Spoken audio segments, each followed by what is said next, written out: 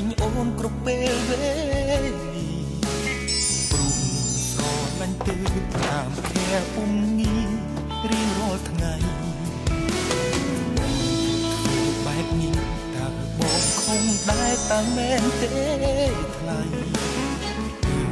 បានជាស្រីស្ដីបន់ទោសបងគ្មានអាណិតបាន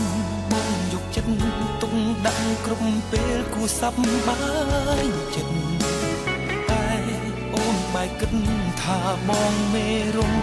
ខានទៅវិញបងខែអូនពេកក៏ខំបងខែអូនពេកអូនបែកជាខឹងធុញទ្រាំនឹងបងនឹងមែនទេប្រនឹងតែចូលចិត្តសួរងស្រីបងខែអូនពេកក៏ខំឬក្នុងចិត្តអូនមាននាងណាថ្មីទើបបានជារាល់ថ្ងៃគិតមុខពីបងលែងចង់ពាក់ព័ន្ធនឹងបងហើយមែនទេ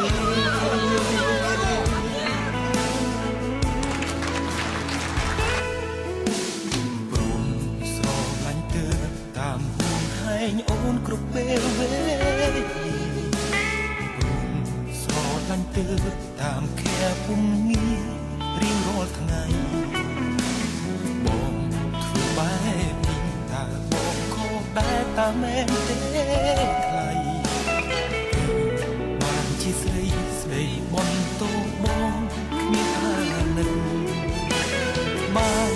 បងយកចិត្តទុកដាក់គ្រប់ពេលគួរសប្បាយតែអូនបែកគិតថាបងមេរុំខានទៅវិញបងខែអូនពេកក៏ខំ